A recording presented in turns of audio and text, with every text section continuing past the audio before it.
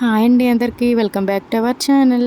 Tuesday వ్లాగ్ని మీతో share చేసుకుంటున్నాను. మార్నింగ్ పూజ అయితే కంప్లీట్ అయిపోయింది. మార్నింగ్స్ ఎంత త్వరగా లేచినా సరే పనులవే టైంకి అయితే చాలా లేట్ అయిపోతుంది. ఈ వీడియో కన్నా ముందే మండే బిజీ వ్లాగ్ అని షేర్ చేశాను కదా, వీడియోకి కంటిన్యూషన్ వ్లాగ్ అనమాట ఇది. ముందు రోజు ఇడ్లీ పిండి అయితే రుబ్బాను, సో దాంతోపాటు కొత్తిమీర టమాటా చట్నీ కూడా చేసేసాను.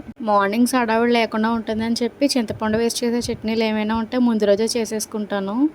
నాకు తెలిసినంతట్లో ఈజీ బ్రేక్ఫాస్ట్ అంటే ఇడ్లీ అనే చెప్తాను. ఇడ్లీ వేసాక నెక్స్ట్ ఏదో ఒక పని అయితే చేసుకోవచ్చు. మిగతా బ్రేక్ఫాస్ట్లో అయితే అలా కాదు కదా, దగ్గరుండే వండుకోవాలి. ఇడ్లీ ఏంటంటే వేడి ఈజీయే, బట్ అవి తిన్నాక వచ్చి తోముకోవడం అయితే కొంచెం కష్టం అంతే. మా కోసం మార్నింగ్ టిఫిన్కి అయితే ఇడ్లీ వేసేసాను. మా హస్బెండ్ అయితే ఇడ్లీ వద్దంటే అదే పిండితో అట్టేసి అయితే ఇచ్చేసాను. ఒక్క బొంబాయి చట్నీతోటి ఇడ్లీ తింటారు, మిగతా ఏ చట్నీతో అయినా అసలు ఇడ్లీ జోలికే వెళ్ళరు. మా విషయం పక్కన పెడితే మా బొడ్డోడు ఒక ఇడ్లీ అనే కాదు ఏది తినడానికన్నా టార్చర్ చూపిస్తాడు. నెక్స్ట్ అయితే మా అమ్మ వాళ్ళకి టీ కూడా పెట్టిచ్చేసాను. ఇంకా లేట్ చేయకుండా వంట కూడా స్టార్ట్ చేస్తాను. ఎందుకంటే కాసేపు రెస్ట్ తీసుకుందాం, ఎలాగో టిఫిన్ అయిపోయింది కదా అని కూర్చుంటే నా ఫోన్ అయితే నన్ను వదలదు. వంట పూర్తయ్యే వరకు దాన్ని ముట్టుకోకూడదు అనుకుంటూనే దాంతో ఉంటాను. వంట అస్తమానం కాదు, ఒక్కొక్కసారి అంతే. టీ మరిగాక వీళ్ళు ముగ్గురికి గ్లాసులో వేసి ఇచ్చేసాను. నేనైతే రెగ్యులర్గా టీ అస్సలు తాగను, మంత్లీ వన్స్, అది కూడా తలపోటు వస్తేనే తాగుతాను.